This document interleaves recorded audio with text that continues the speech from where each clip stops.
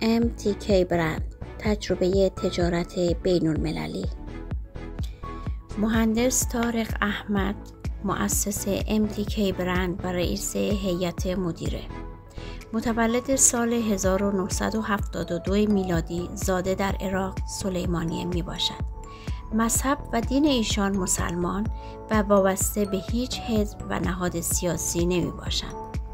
او دارای مدرک تحصیلی فوق لیسانس کارشناسی ارشد در گروه مهندسی معماری می باشد و به 7 زبان کردی، فارسی، عربی، ترکی، انگلیسی، هلندی و روسی مسلط است.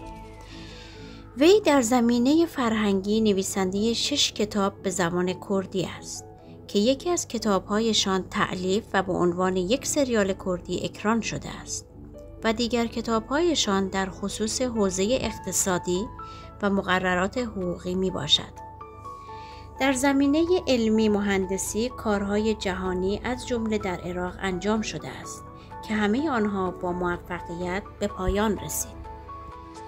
مهندس طارق احمد صاحب تعدادی شرکت و دفاتر تجاری در عراق و برخی کشورهای جهان از جمله اروپا می باشند و همچنین تأسیس و صاحب لوگوی MTK برند می باشد. این شرکت در سطح بین المللی ثبت شده و اجرای بورس املاک و تأمین مالی ساخت و ساز را برای اولین بار در خاورمیانه در دست اقدام دارد. مهندس طارق احمد دارای تابعیت یکی از کشورهای اتحادیه اروپا می باشند و همچنین از تعدادی از کشورهای بین المللی بازدید کرده و با برخی از رؤسای جمهور، سیاستمداران، تجاران، هنرمندان و بازرگانان ارتباط برقرار کرده و از برخی از این شخصیت‌های شناخته شده لوح و تقدیرنامه دریافت کرده است.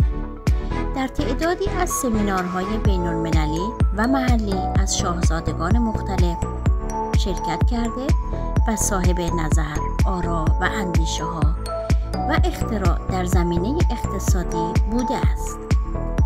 با سازمان‌های خیریه بین المللی از جمله سازمان ملل نیز کار کرده است.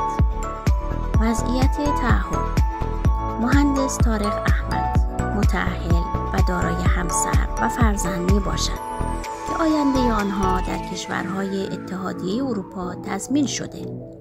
همکنون مدیریت در بازار سهام مالی و مدیریت در MTK برند را بر عهده دارد و بودجه ساخت خود را برای اولین بار در عراق در سال 2020 میلادی تأمین کرده است.